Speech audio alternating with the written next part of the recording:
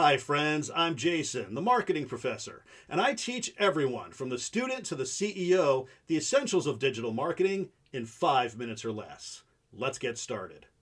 Today I want to talk to you about the value of being creative with your digital marketing messages.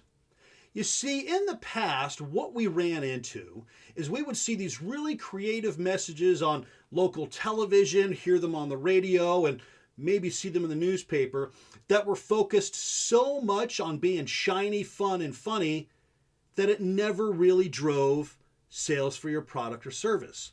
Well, digital marketing is a little bit different. You see, people now want to be more engaged with your brand and they want to see things that get their attention. I can't draw a person today, so forgive me. Is there something that gets somebody laughing? Is there something that has a message that helps you remember them really well? What does that message look like? One of the examples that I bring up is an ad from the Super Bowl in 2021 that focused on the devil and the year 2020 meeting on Match.com and going on a date.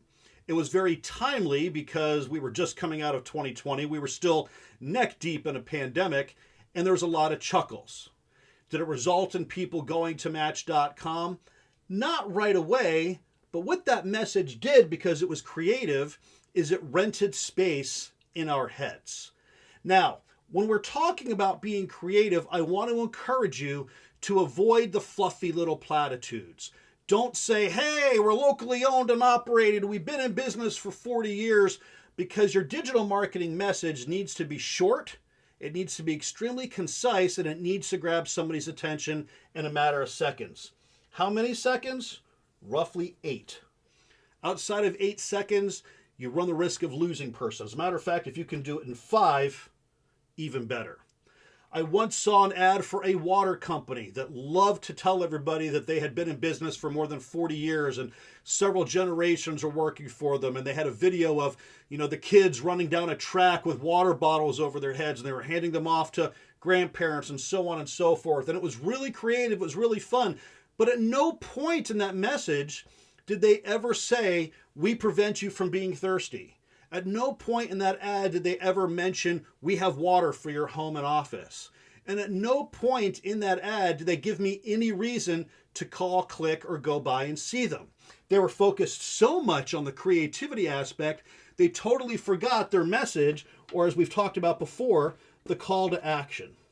So again, remember what your end goal is with your message. You want somebody to do a specific thing, and make sure that your creativity shares that message in a way that people will remember, people will laugh at perhaps, maybe ponder or resonate with.